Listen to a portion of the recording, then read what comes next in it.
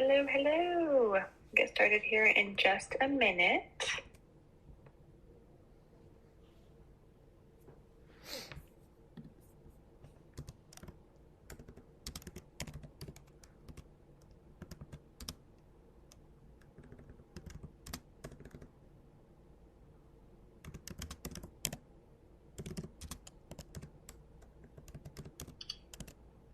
Hello, hello, everyone. We'll give everyone just a minute to sort of trickle in here before we get started.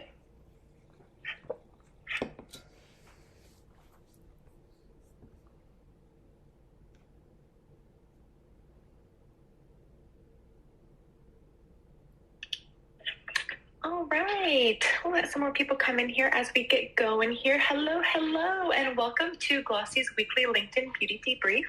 I'm Lexi Lebsack, West Coast correspondent here at Glossy, and I'm here with my colleagues Tatiana Pyle, our managing editor, and Courtney Marabella, our social media lead.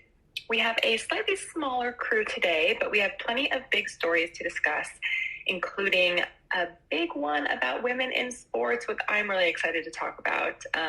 But today we'll be diving into some latest beauty industry news as well that we've reported on here at Glossy, including how K-beauty brand Laneige is fighting counterfeiters on marketplace sites like Temu. And I want to talk a little bit about Zophia's, one of our international reporters' latest story as well, which talks a lot about Shein. And I also want to share a confession story that I think everyone will benefit from reading that we published earlier this week. But the meat of our conversation today will be all about the big beauty and wellness opportunity within women's sports with a focus on basketball. But we would love to hear from anyone listening about, their thoughts on women in sports and how that opportunity is growing within beauty, which is so exciting. But Tatiana, I know you've been reporting on this trend and you just published a story about an Urban Decay partnership. But take us back for a second. You also went to the WNBA draft in New York City, right? I did. That was such a fun experience. And like you talked about earlier, there's so many opportunities for beauty and fashion alike to really capitalize on the growth or the popularity and the trajectory of the organization overall and players individually. It was really interesting. I spoke with Caitlin Clark, who, if you've been following women's sports, she's one of the biggest and brightest stars in the league right now. She was just recently drafted. I believe she was the number 1 overall pick. She wore Prada head to toe, and she was the first athlete, male or female, to ever be dressed by the brand on the NBA draft or WNBA draft orange carpet, which was really, really impressive. I think, something like as historic as that, I was so impressed to hear that she was able to secure that partnership on the fashion side. But I think what's really interesting, at least for the women in the WNBA, beyond just makeup, there's so many other opportunities for beauty brands to get involved. There's their hair, their nails. And, I know that we've talked about it internally amongst our team. We've been seeing a lot of male players kind of get into nail care, kind of being more expressive with nail polish. So I'm really excited to see, how women are also going to be really expressive with their beauty. There is a player who wears blue and yellow braids that were coinciding with the school that she was attending at the time. So, yeah, I think there's just so many brands that can really get in this moment and seize the moment. For instance, I know Mayel, which is a textured hair care brand, this past July, they secured a multi-year partnership with the WNBA as its official textured hair care partner. And then prior to that, this past March, Glossier shared that it was renewing its marketing partnership with the WNBA as its official beauty partner. And then just last week, Urban Decay announced that it also has renewed its partnership with the Los Angeles Sparks. And their partnership is going to be a bit of a 360 one. So they're going to be sponsoring the tunnel. So anytime you see a photo being taken in the tunnel, it'll have Urban Decay branding. And then they're also going to be sponsoring the other tunnel that the players enter and exit the court through. That's going to have Urban Decay branding. And they're going to be doing some social media campaigns with players individually and the team overall. So I do think there's a really, really fun and amazing opportunity there. And it was so serendipitous for Urban Decay because it's based out of LA. The founder is from California, if I'm not mistaken, as well. Wendy, she's from California. So it kind of felt like a natural next step for the brand, as it, it was founded because, it was an opportunity for women to be more expressive, to give women a more expansive a beauty line. So to see them, really tapping into self-expression through sports, I think it's an amazing opportunity for the brand and speaks to, what could potentially be a really great opportunity for other beauty brands moving forward as well. This is so exciting. I grew up playing sports. I know a lot of women our age and, younger and older as well. But I mean, a lot of people grew up playing sports. And I feel like this is such exciting representation right now. Mm-hmm. I agree. I think as I've been speaking with brands, entering this space and talking to players too, is kind of like why hasn't this happened before? It's such a natural fit for so many brands, especially brands that are performance-based. I'm really excited to see what I'm thinking off the top of my head. Serena Williams has a performance wellness line called Well, and I'm really interested to see if maybe she might get into that lane. Maybe not through the WNBA, but through tennis. There's so many other. I know Naomi Osaka has a sun care line. Venus Williams also has a sun care line. So I'm interested to really see again, like what other brands will kind of go this route now that the WNBA is such a huge, or is becoming such a huge most watched sports. If I'm not mistaken, the championship for the college team, it was the most watched college championship basketball game. It was yeah. Women in sports are really, they're becoming like a dominant force for sure. Yeah, no, so I just looked at Danny's story from reporting a little while ago. The women's NCAA basketball championship game in April was the most watched basketball game, women or men, pro or college, since 2019. Wow. Isn't that crazy? It's amazing. It's so amazing. It's so amazing. Yeah.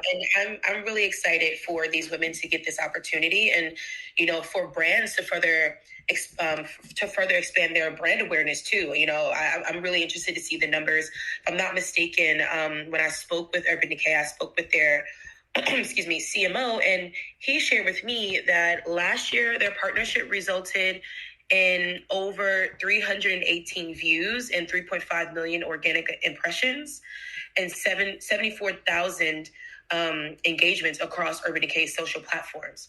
So I do think this is an opportunity that is mutually beneficial, both for these athletes who very much so deserve the recognition and beauty brand partnerships, but also for brands that are looking to, reach new audiences.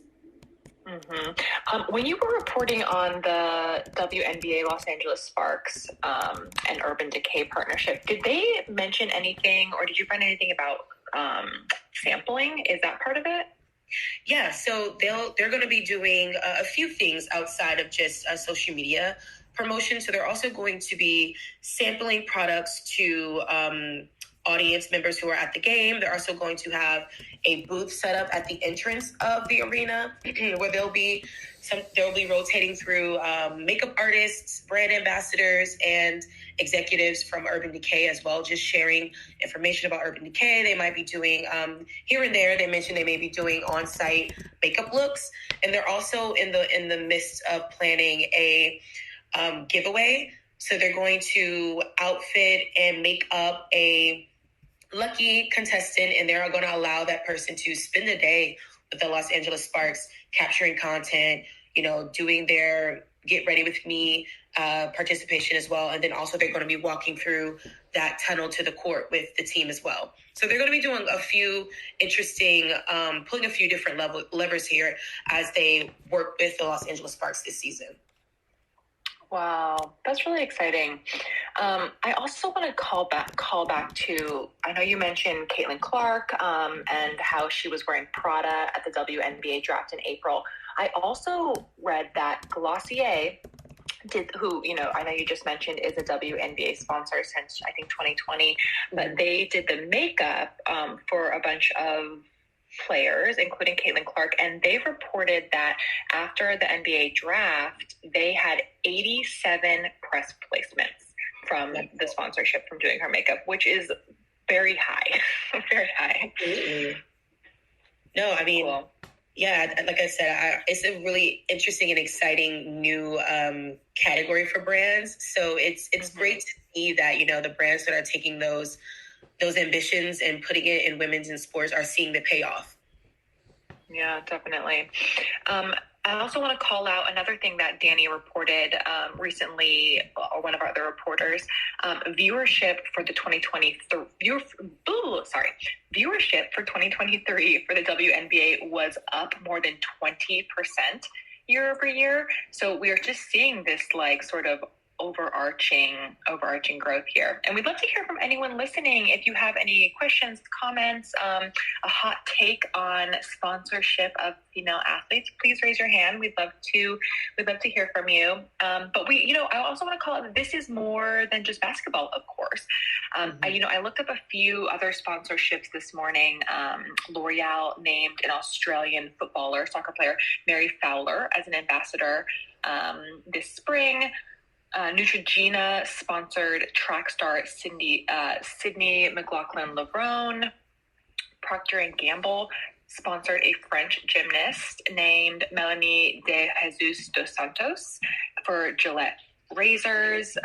We're just seeing like a lot of really cool opportunities here. Yeah, and right before we got on the call, we were talking about Dennis Rodman's daughter, the soccer star, the rising soccer star. She's getting a few beauty opportunities too. Yes. Yeah, one of the things, Trinity Rodman, who is a big up-and-comer on the U.S. women's national team. She's a fantastic soccer player who I think is going to be really big in the spotlight as, some of the crowd favorites kind of go off into retirement, like the Megan Rapinos and Alex Morgans.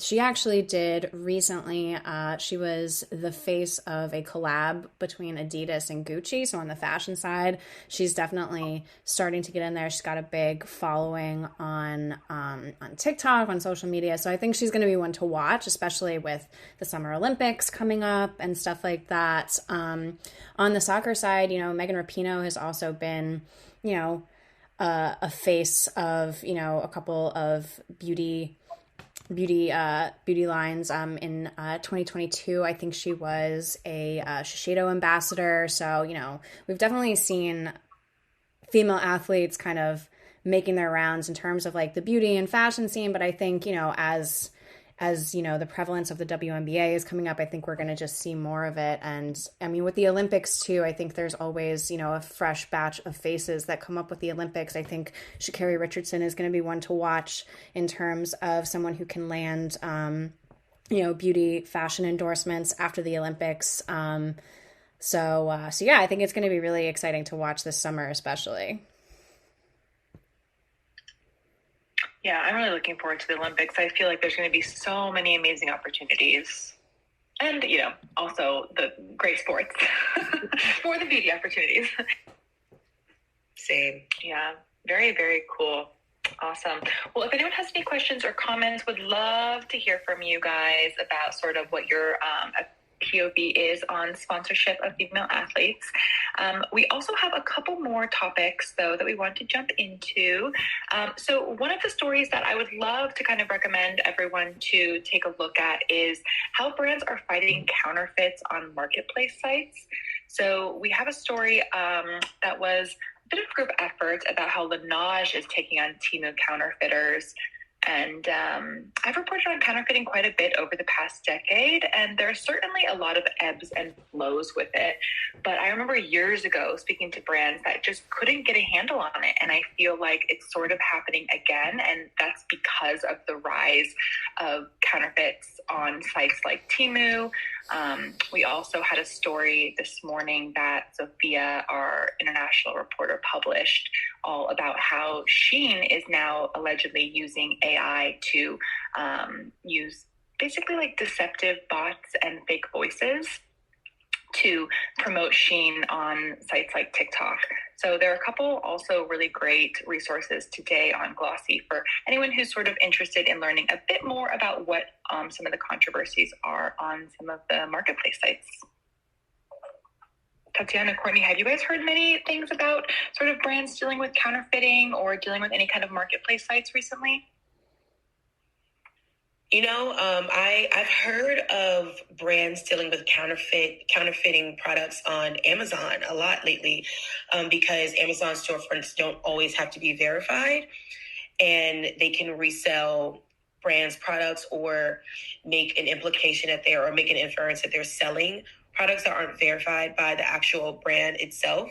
So I do think that is another platform where beauty and fashion brands struggle a lot with making sure that their products are verified, and their products are also getting duped too. And I know we've talked about the dupe culture in previous conversations. So I think it's an interesting kind of like lawless space right now with Amazon Marketplace as they really work to figure out how to regulate this space. But it's interesting about Temu. I'm so terrified of Temu because it's just so much. Temu's everywhere, and it just came out of nowhere. But I can see how brands struggle with their products being counterfeited on Temu as well. I totally agree with that. Whenever I recommend anyone buying anything on Amazon, I feel like I always just recommend one path, which is you go to the official site, the official Amazon sort of like hub page, and then really just find links that way and kind of only buy that way, because otherwise, and I spoke to a lot of experts during the research for this story and the reporting for the story, and, they told me about how hard Amazon and eBay are working to root out the counterfeits and how many listings they are constantly removing and how their technology has gotten so much better through the years. But it's sort of like whack-a-mole, which is like a kind of a bad example everyone always uses talking about this, but it's just constant. Counterfeiters will literally copy anything from airplane parts to medications. Like it really is just kind of whatever is selling, they're looking at copying. So yeah, I always recommend just go to the official page on Amazon and then shop that way. But yeah, Courtney, what about you? Have you heard of any of this kind of happening? Mostly just from that piece, the Laneige Temu piece that you guys were referencing, which we'll definitely put the link in the comments to check that out, because there's a lot of good information in there. But I thought just one of the more interesting parts of that was in kind of the conversation between like dupe culture versus counterfeits. While dupes, are out there to, obviously be a cheaper version of, expensive products. They go through the regulatory, processes that counterfeits don't.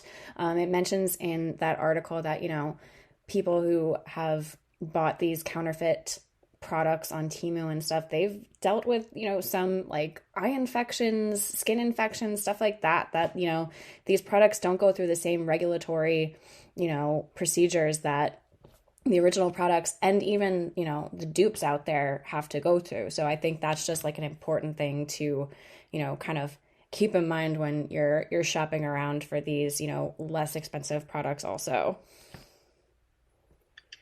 Yeah, I agree with that. I think the sort of like the vernacular is almost a little bit funny, because some people, when they hear the word dupe, I think that they think of something that's basically a counterfeit. That's trying to deceive the shopper into thinking that it's a product made by a company that it isn't. But yeah, I think that dupes, in terms of just being sort of inspired by a brand or a product, but in no way, shape, or form are trying to deceive the shopper into thinking that it is that brand or product. Definitely two totally different worlds there. And yeah, exactly like Courtney is saying, I think that the ones that are being, the imposters, the ones that are trying to make you think like you're getting a Laneige product, for example, for a few dollars less than what you might even be able to get it for on sale. I think that's exactly where the scariness comes in, because those factories, oftentimes you just really don't know what you're getting. I was just speaking to a sunscreen founder last week, and she was talking to me about how they have a horrible counterfeiting problem. And I was like, yeah, and the scariest part is that, you know, the counterfeiters, they probably aren't even putting SPF in there. It's probably just lotion, you know. And I think that that's really scary, because if you're a shopper who doesn't have any experience with a certain brand, you won't know that it's not that brand because you haven't tried the original one yet.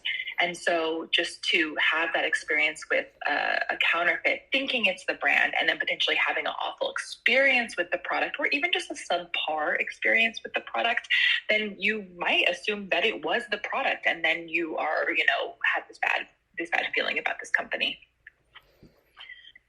Lexi, I'm interested in your conversations as you were working to report out your story about the Laneige Temu situation. How does Laneige kind of handle from the brand side, navigating consistently, you know, seeing their product being counterfeited? Are they slapping lawsuits on these vendors? Are they, you know, approaching Temu instead? Are they, taking the social media route where they're, you know, reassuring customers that here are the only ways you can buy the products? How are they really addressing the issue? Yeah, no, great question. So it's kind of all of those things.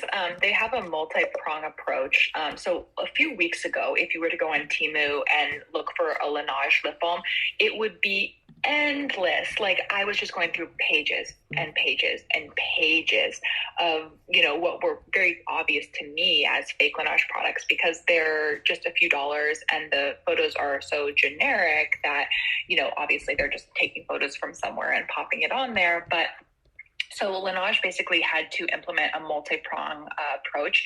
They worked with vendors. So we have a lot of, I mean, like, they don't like being called IP vendors, but they're basically vendors that are out there protecting your intellectual property. They're out there, you know, slapping lawsuits on people. They are asking the marketplace sites to remove the listing. They're flagging the listing. They're reaching out to the counterfeiters.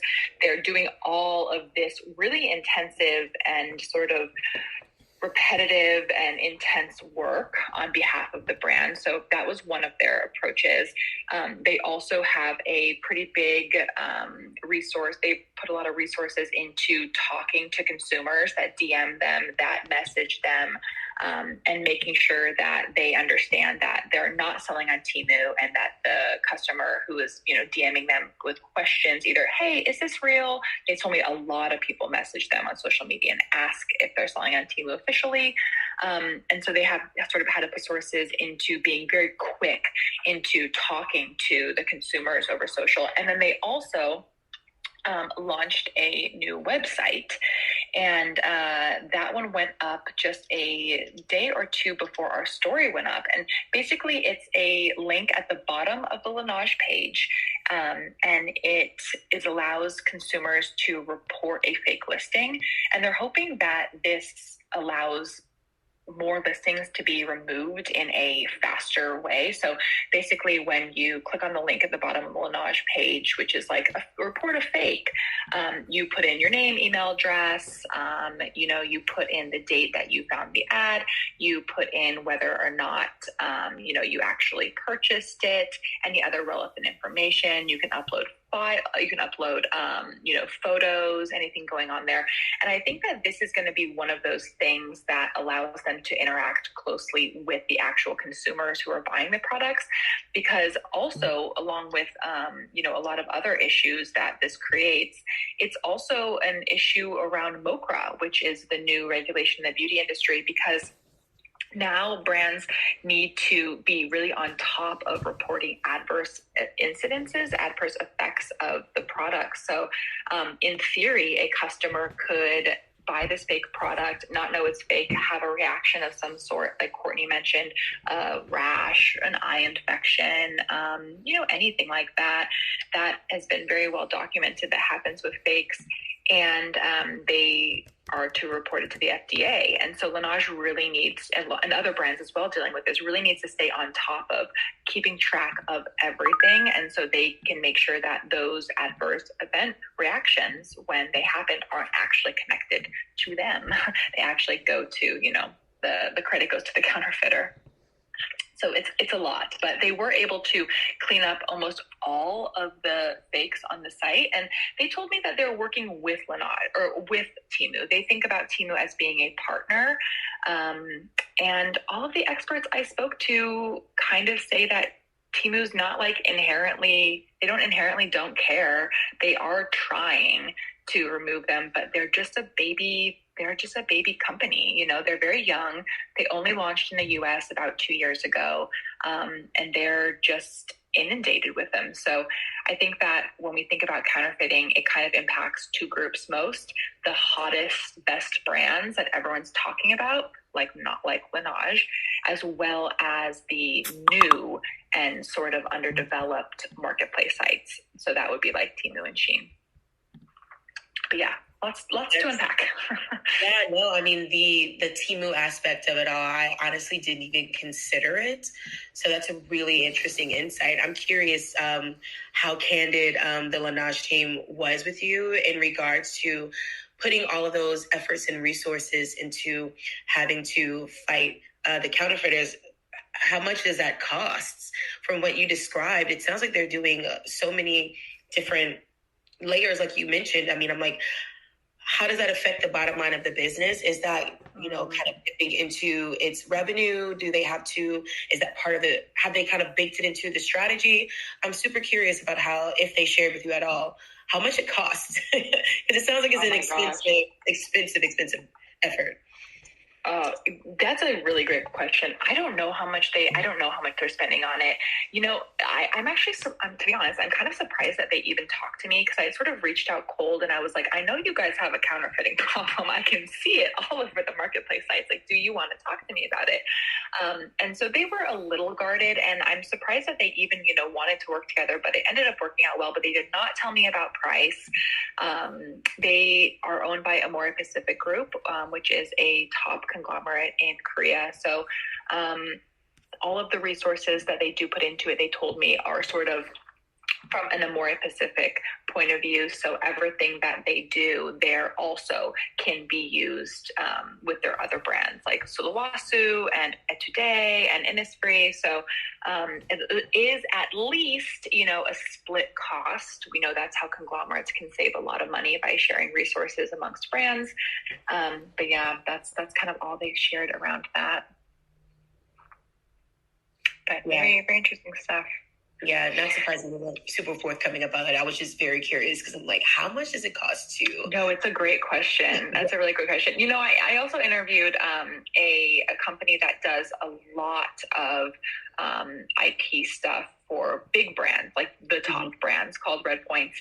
And they also didn't really want to get into any of the money. They said that it was very bespoke, that they give, very unique prices for different brands depending on the needs. So, but yeah, I would say some of these vendors that, also Laneige isn't using Red Points, but they are using some vendors. But yeah, I think it's also a way to kind of get things removed quicker and just have more of a kind of get it off your back a little bit. But I know the vendors are most likely pretty expensive as well. But if anyone listening has any experience with, fighting counterfeiting or hiring a vendor, please raise your hand. We'd love to hear from you. And then the last thing, since we just have a few minutes here left, I would love to just call out a confession story that I think it's really nice if everybody took a moment to read. I mean, of course, it's our work, so I'm a little biased, but it's a really amazing story about a founder who got sort of coaxed into retail during 2020, during the Black Lives Matter movement, during a big push for retailers to bring in more BIPOC founders and increase their DEI.